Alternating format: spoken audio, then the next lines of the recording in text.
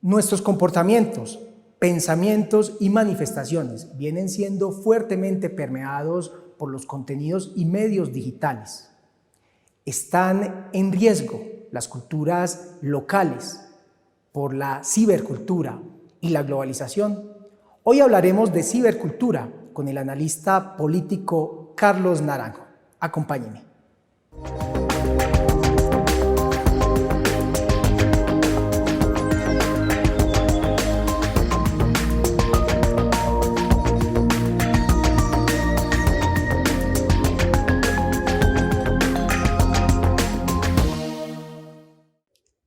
Bienvenidos, bienvenidas a este espacio de Conecta Cortésmente, donde cada semana propiciamos diálogos con especialistas para abordar temas de interés general. Hoy hablaremos de la cibercultura y para eso nos acompaña hoy Carlos Naranjo, un gran invitado, publicista, psicólogo, periodista, todos los días lo vemos en Teleantioquia, especialista también en ciencias políticas y también está haciendo una maestría en economía, o sea que todo un especialista en muchos temas, pero sobre todo hoy, Carlos, queremos propiciar con usted diálogos y sobre todo hablar de un tema que actualmente suscita, digamos que muchos interrogantes, porque indudablemente los impactos que tiene hoy este mundo donde por lo virtual, lo digital, han empezado a migrar muchas de las relaciones, de las formas de relacionarnos y asimismo la cultura pues ha ido mutando a estas esferas. Yo quisiera primero, Carlos, y darle las gracias por aceptar nuestra invitación, primero que empezáramos a hablar de esos impactos negativos y también positivos en lo que tiene que ver las relaciones, en lo que hoy denominamos la cibercultura.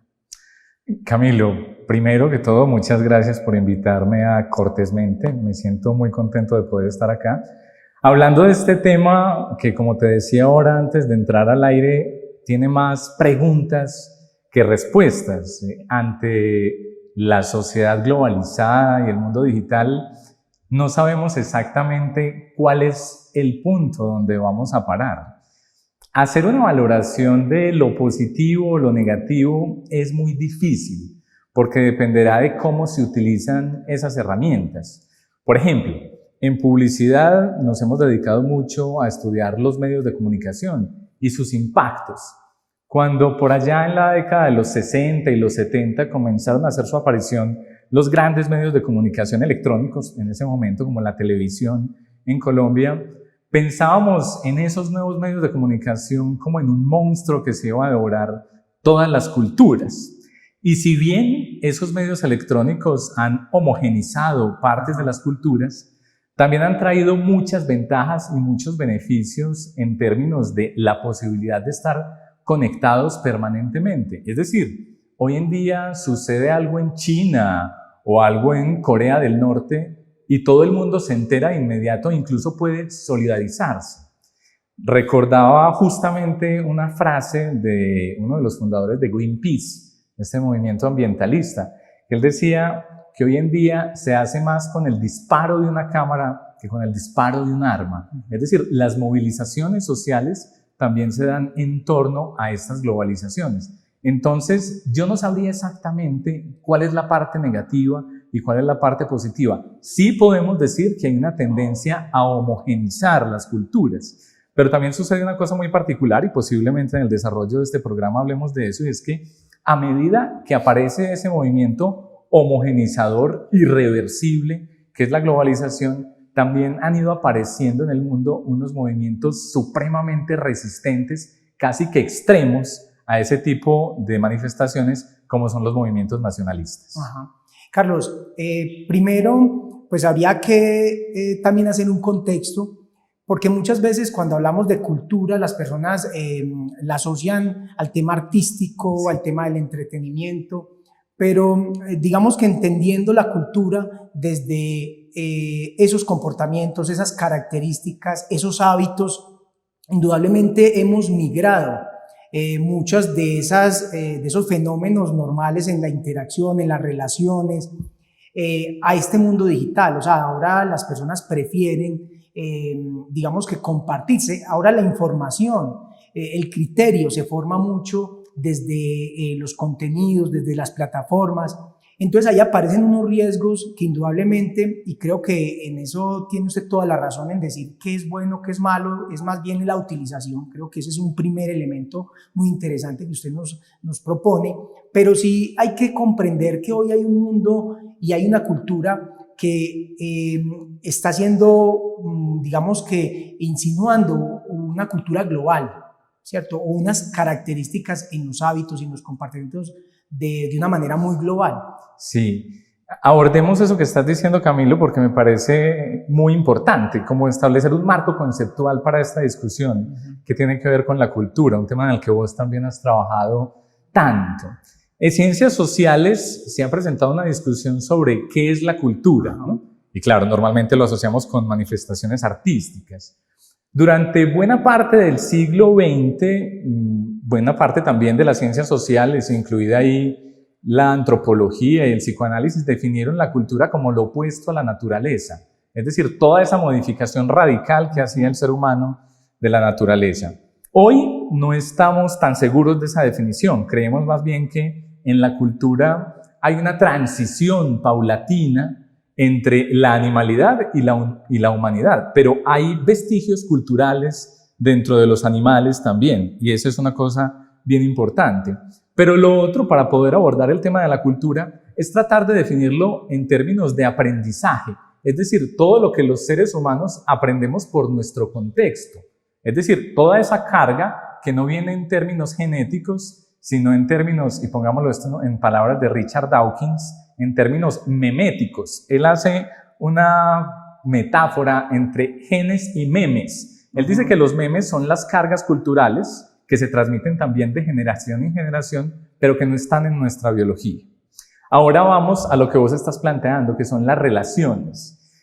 Y con respecto a eso, hay un filósofo y politólogo polaco que hizo muchísimos aportes, Zygmunt, y él decía, por ejemplo, que vivíamos en una especie de realidad líquida, y esa realidad líquida tiene que ver con esas nuevas posibilidades que dan las ciberculturas, que se vuelven, digamos, un poco más superficiales en términos de relaciones humanas. Hoy, cuando peleamos con un amigo, ya no hablamos con él y le decimos, ve, me pareció muy mal lo que hiciste, no quiero volver a saber de vos, sino que vamos a Facebook y lo eliminamos o lo bloqueamos. Antes había que darle la cara a la novia o el novio para decir, ve, esto no está funcionando, vamos mal, o hacemos algo o esto se termina. Hoy mandas un mensaje por WhatsApp. Entonces se ha vuelto también como un poco más superficial todo ese tipo de contactos que para el ser humano habían sido fundamentales durante miles de años de evolución, porque durante miles de años de evolución aprendimos a interpretar los gestos. Es decir, mientras vos y yo estamos acá conversando, yo veo cuáles son tus expresiones faciales y las puedo leer. Eso es borrado de un tirón por los medios digitales muchas veces, porque no estamos viendo a la otra persona. Estamos chateando con ella, estamos publicando un estado y eso desaparece. Entonces, en ese sentido, hay una dificultad en términos de relaciones humanas, para ya mirarlo en aspectos psicológicos, y es que nos hemos vuelto, digámoslo, menos trascendentales, ¿sí? Le hemos quitado parte de la trascendentalidad a las relaciones humanas que son fundamentales para nosotros, que somos una especie social. Carlos, justamente con ese tipo de fenómenos que se dan en las relaciones, yo quisiera que entráramos un poco a cómo estas relaciones, que indudablemente se tienen que dar en procesos, por ejemplo, formativos, educativos, y quiero plantearle dos escenarios. El escenario, digamos que académico, escuela, colegios, procesos formativos, donde indudablemente, no solo por el tema que estamos viviendo hoy de pandemia, que se tuvo que hacer utilizar este tipo de herramientas, pero resulta que ahora los niños, desde muy tempranas edades, ellos ya tienen, digamos que ya llegan como con ese chip incorporado de acceder a las herramientas, de saberlas manejar, más que un adulto mayor. Entonces ahí aparece, digamos que este primer escenario en lo educativo, que desde algunas posturas parece ser como un enemigo de los procesos formativos, porque entonces dicen, no, es que el libro, es que la gente ya se volvió perezosa, ¿cierto? Entonces, primer escenario, y el segundo tiene que ver también con los medios de comunicación. Entonces, quisiera que primero habláramos de este primer factor, de lo que es la cibercultura y las herramientas que hoy tenemos, cómo inciden y cómo vienen, digamos que proponiendo unas transformaciones también desde lo educativo y lo formativo. Sí, todas estas herramientas, Camilo, ofrecen un riesgo y una oportunidad. Ajá. En el caso de los niños, que básicamente son iguales a los niños de hace miles de años, simplemente que han estado aprendiendo desde muy temprana edad. Nosotros no tuvimos esa posibilidad, es decir, la generación tuya y mía vivió el cambio de lo analógico a lo digital. Ajá. Pudimos saber tanto lo que era escribir en una máquina de escribir como escribir ahora en un ordenador. La mayoría de los chicos ahora, de los niños, pues no pasaron por eso. Tienen una ventaja sobre nosotros en la utilización de esas herramientas, pero también hay que reconocer, y como le estábamos hablando ahora, que al ser una especie social también tienen ciertas dificultades en esa socialización que parte de esas herramientas les están quitando. Y les están quitando no necesariamente porque ellos quieran. Bueno, acabamos de atravesar una pandemia que, entre otras cosas, hubiera sido muchísimo más difícil de atravesar si no tuviéramos las herramientas digitales. Bueno, sí, todavía el COVID-19 está con nosotros, pero digamos que ya con la vacuna se está terminando la pandemia. Posiblemente tendremos todo este año también de tapabocas, distanciamiento social y lavado de manos, pero estamos poco a poco volviendo a entrar, por ejemplo, en el caso de la educación, a lo que están llamando ahora la alternancia. Es que van los chicos, a veces 1 o 2 veces a la semana, y pueden ver nuevamente a sus compañeros, que es una cosa fundamental. Porque es que si la educación tiene una labor más allá de lo académico, es una labor socializadora. Lo que recordamos la mayoría de nosotros cuando estuvimos en el colegio no son tanto las clases de álgebra o de trigonometría, sino los amigos que hicimos y los recuerdos que tenemos a través de las clases. Eso es fundamental y posiblemente se esté perdiendo parte de eso debido a las necesidades que está implicando en este momento ese mundo digital. Pero yo creo que una combinación entre ambos es sana, porque por otro lado, el mundo digital ofrece unas herramientas maravillosas. Para hablar nuevamente del mundo analógico, yo recordaba hace tiempo que cuando estaba en el colegio yo estaba buscando una frase de Bertolt Brecht que habla de primero vinieron por los comunistas, pero a mí no me importó porque yo no soy comunista, después vinieron por los católicos, pero a mí no me importó porque yo no era católico. Y yo quería saber exactamente cómo había sido redactada esa frase. No te imaginas el montón de semanas que estuve buscando en las bibliotecas exactamente esa frase. Hoy usted coge un teléfono celular y digita la frase incluso mal. Y Google se la corrige y le dice cómo se escribe bien y quién la dijo. Entonces hay unas ventajas también en términos de inmediatez para la mayoría de nosotros. Había otra parte segunda de la pregunta que me estabas haciendo, los medios. Los medios. Entonces, en los medios quiero plantearte, Carlos, algo, y es, antes los medios tradicionales que aún, pues digamos que todavía existen, que también tienen sus plataformas, tienen, digamos que otras formas también de incidir en esas inteligencias colectivas, en esas verdades colectivas, en cómo se genera opinión, cómo se genera la información a las personas, pues hoy, por lo que mencionabas ahorita, es inmediato. O sea, nosotros podemos, digamos que enterarnos en lo que pasa en segundos al otro lado del mundo, pero resulta que aparecen nuevamente los riesgos y quiero plantear el programa no en términos de ver la cibercultura, de ver estas herramientas, digamos que como algo peligroso, pero sí me interesan mucho las reflexiones y la responsabilidad que debemos de tener nosotros como ciudadanos, también los padres con sus hijos, la misma gente con la información, porque claro, ahí aparecen las noticias falsas que muchas veces generan en las personas desinformación, manipulación, y ese sí es un riesgo que vivimos casi todos los días, en lo político, en el consumo. Ahí creo que sí estamos muy expuestos. Sí, es cierto, es un riesgo que vivimos hoy de manera constante, pero que también no es un riesgo solo de nuestra era. Es decir, en la Edad Media teníamos el riesgo de solamente creer en una forma de ver el mundo, que en este caso estaba dictada por la religiosidad, y eso permeaba todo. No había una forma de pensar diferente. Hoy los medios de comunicación nos ofrecen los riesgos asociados a la política, nuevamente, a la religión, a las noticias falsas. Y creo que en ese sentido el antídoto, tanto en la Edad Media como ahora, ha sido el pensamiento reflexivo, la crítica, el tomar las cosas con beneficio de inventario. Y en ese sentido de tomar las cosas con beneficio de inventario, yo creo que la formación cultural y la educación juegan un papel fundamental, no entendiendo la educación como ir al colegio o ir a la universidad, sino todo lo que se puede brindar desde los núcleos centrales, de la familia, los amigos, la gente cercana, lo que entregan, por ejemplo, las administraciones municipales a través de los programas culturales que permitan generar ciudadanos críticos, no ciudadanos simplemente seguidores de las tendencias. Y en eso creo que todavía nos falta muchísimo.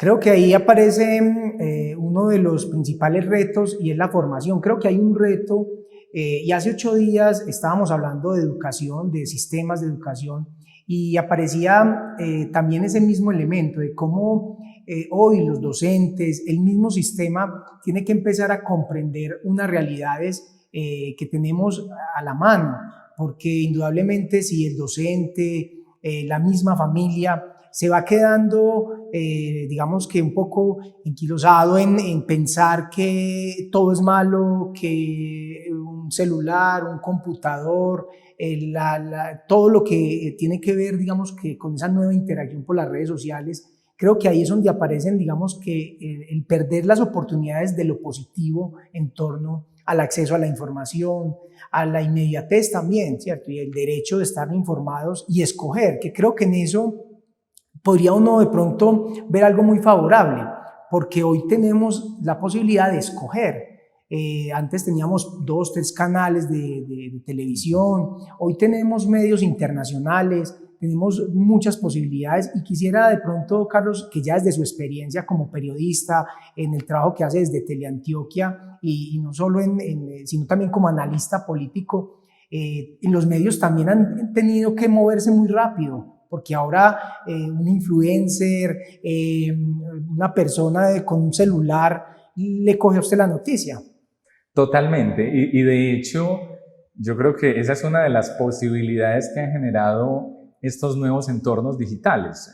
Hay perfectamente influencers que son más poderosos en términos, valga la redundancia, de influencia que un medio de comunicación. Una sola persona puede ser un canal de televisión y puede tener más seguidores. Esa es una de las posibilidades, claro. Entonces, eso ha implicado que los medios de comunicación tradicionales hayan tenido que reinventarse de acuerdo a esas posibilidades que les está mostrando la nueva virtualidad y a esas nuevas exigencias. Por ejemplo, los canales privados pues han tenido que recurrir en parte a esos influencers para involucrarlos dentro de su programación. Nosotros, por ejemplo, en los canales regionales, hemos optado por caminos en los que tratamos de que esa posición crítica y de educación también esté al alcance y a la mano de las personas. Justamente ahora, con la pandemia, la televisión jugó un papel fundamental.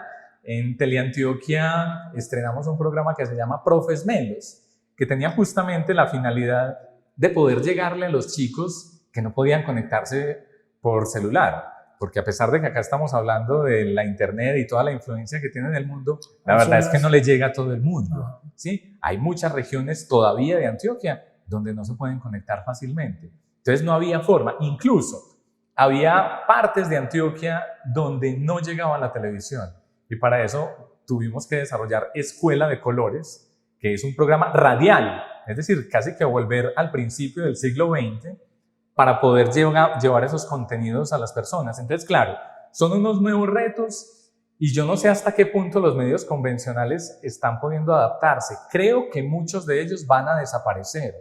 Los periódicos eso, que durante tanto tiempo nos ofrecieron un material impreso que leíamos todos los días, comenzaron a encogerse, ya no son el periódico gigante que el papá doblaba por la mañana, sino que se volvieron cada vez más pequeños y empezaron a pasar tímidamente a la virtualidad, yo diría que muy tímidamente, sin hacer una exploración detallada de las posibilidades que ofrecía eso.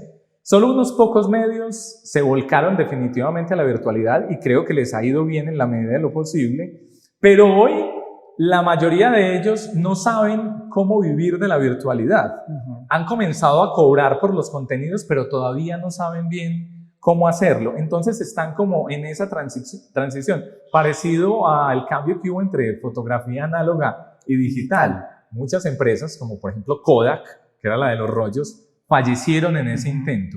Seguramente también muchos medios de comunicación van a fallecer en ese intento de pasar de un lado a otro, porque no es un cambio sencillo, es un cambio que implica nuevos paradigmas y no todo el mundo está en la capacidad de leer esos nuevos paradigmas. Y con respecto a lo de los papás, los niños, las oportunidades, yo creo que la economía nos ofrece un buen ejemplo.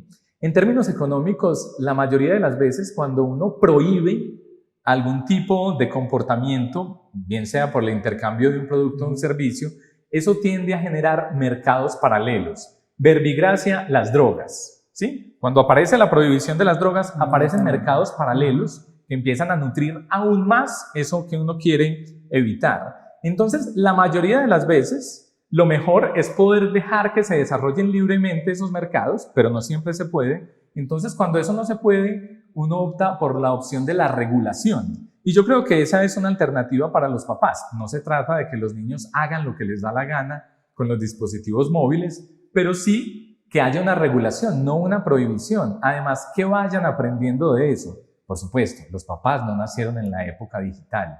La mayoría nacieron en la época análoga.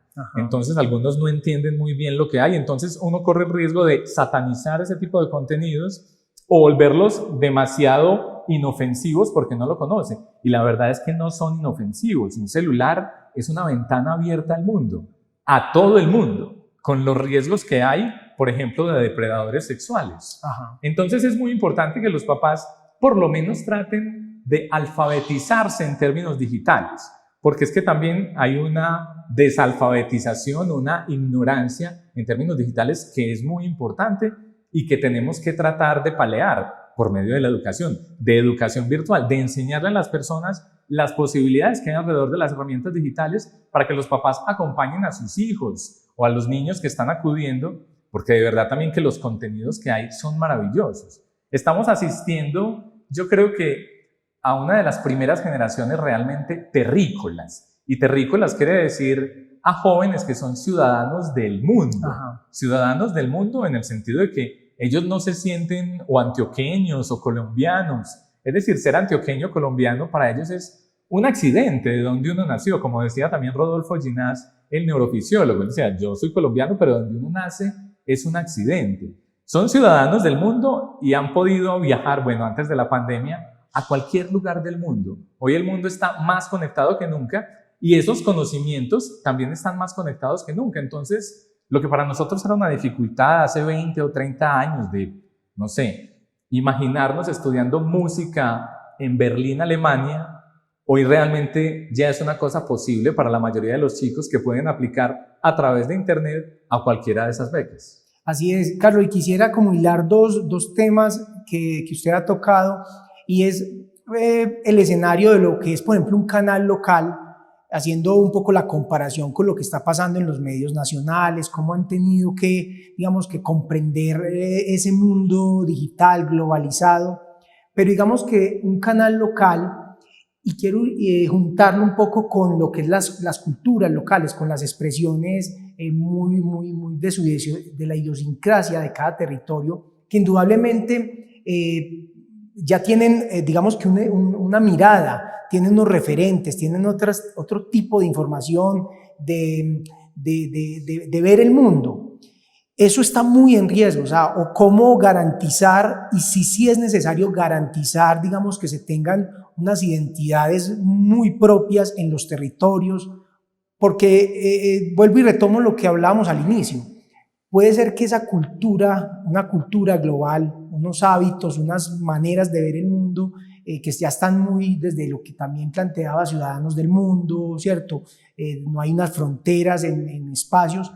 Y eso ahí aparece, digamos que, Carlos, realmente como un riesgo, o cómo entenderlo ya desde esa mirada, un poco desde lo que es la sociedad, las transformaciones. Y por eso le quería colocar el ejemplo de lo que es un canal local, lo que son las culturas locales. Camilo, qué buena pregunta. Y para volver al principio del programa, no sé si tengo una respuesta ante esa pregunta. A mí me parecen supremamente valiosos todos los esfuerzos que hay de la localidad, ¿sí? Por de alguna manera mantener el orgullo que hay alrededor de ciertas manifestaciones culturales. Y creo que hay unos ejemplos de localidad en el mundo, de culturas que valoran muchísimo lo que tienen y en ese sentido también han sido reconocidas por el resto del planeta. Cuando uno piensa en un país como México, que se siente tan orgulloso de su cultura, o España, que se siente también tan orgulloso de su cultura, pues uno vuelve a las referencias que hay en la localidad. Lo que pasa es que esa localidad también ofrece unos riesgos, y son los riesgos que hablábamos también sobre los nacionalismos extremos. Y es que muchas veces alrededor del amor por la localidad aparecen ciertos fenómenos xenofóbicos que se pueden volver supremamente peligrosos. ¿Dónde está ese punto medio entre no querer nada de lo que tiene uno en su territorio o quererlo todo en lo que tiene en el territorio? Es muy difícil de plantear. Yo creo que de todos modos las culturas se están, parecido a un diagrama de Venn, de esos que uno veía en el colegio donde se intersectaban los conjuntos, se están intersectando. Y como un poco, Carlos, como lo que hablan de las culturas híbridas, un poco. Sí, de alguna forma nos estamos combinando todos, con la dificultad de que buena parte de esa combinación está dictada por los poderes que tienen algunos sobre los grandes medios de comunicación en el mundo. Justamente hoy estábamos hablando en Teleantioquia sobre la pelea que hay entre el gobierno de Australia con Facebook y Google por las noticias y cómo se está reconociendo una parte de la pauta publicitaria. Pero bueno, ese tipo de conflictos se están presentando en todo el mundo, entre los estados y estas grandes megacorporaciones que tienen acceso, por un lado, a la información de todo el mundo, pero a distribuir sus contenidos. Eso es un riesgo, pero es inevitable. Es decir, como decíamos al principio, esa globalización es irreversible, es irreversible. Pero a medida que aparece esa globalización, también aparecen esos movimientos que le dan valor a cada una de esas identidades en cada parte del mundo y que los van haciendo muy valiosos, incluso en términos de marketing. Para la gente, por ejemplo, visitar determinados países es muy importante por lo que representan esas culturas en términos de diferenciación. ¿Hasta dónde mantener esa diferenciación es la pregunta? La verdad, no lo sé. Yo creo que habría que encontrar como un justo medio entre el orgullo por lo que uno es y de dónde viene, pero también la importancia de reconocerse como un ciudadano del mundo, como una persona cosmopolita. Pues Carlos, realmente muchas enseñanzas, sobre todo muchas reflexiones, nos deja usted en todos sus planteamientos, porque sin duda es un tema que, como lo dijimos desde el inicio, es un tema muy amplio, un tema que indudablemente suscita muchos escenarios de análisis, de comprensión, pero creo que el ponerlo en un contexto primero de procesos formativos, de procesos de construcción, de procesos también de abrir un poco, digamos que la posibilidad a ver los beneficios en medios también de regulación, un poco de cuidado, ¿cierto? Que creo que en eso deja usted algo muy importante a las familias, a los papás. Es importante conocer, ¿cierto? Tratar de no verlo simplemente desde la prohibición, sino también de comprender qué pasa con eso, cómo lo puedo gestionar para que pueda servir para un proceso educativo. Creo que desde ese punto de vista hay algo muy interesante y me quedo mucho, indudablemente, Carlos, con ese planteamiento desde la cultura, porque creo que en los municipios, por ejemplo, en un municipio como El Retiro, que siempre ha tenido unos valores de conservar, de cuidado, de protección, de todo lo que tiene que ver, indudablemente puede ser un sello muy interesante que pueda fomentar otras cosas, pero indudablemente tenemos que vernos en un mundo hoy que tiene muchas oportunidades y que estamos conectados. Entonces quisiera finalmente, Carlos, que cerrara un poco estas reflexiones para que dejemos también en punta muchos temas, porque creo que qué rico volverlo a tener, ya sea bien hablando de este tema u otros, porque por su formación, por el contexto que tiene también del municipio, creo que sería muy enriquecedor para nuestros televidentes. Camilo, pues no, finalmente agradecerte nuevamente acá la invitación. Claro, yo creo que en el caso del municipio del Retiro ha habido un sello muy profundo alrededor del tema de la conservación, que yo creo que ha estado en riesgo últimamente y que es importante echarle un ojo. Pero por supuesto, también tendremos que hacer parte de ese mundo globalizado y poder meternos, inmiscuirnos, aprender de esas culturas globales, porque son parte de lo que posibilitará, por ejemplo, en el caso de las nuevas generaciones guarceñas, que puedan adaptarse a los nuevos contextos del mundo, a esas nuevas realidades, a esas nuevas exigencias, con sus riesgos y con sus oportunidades.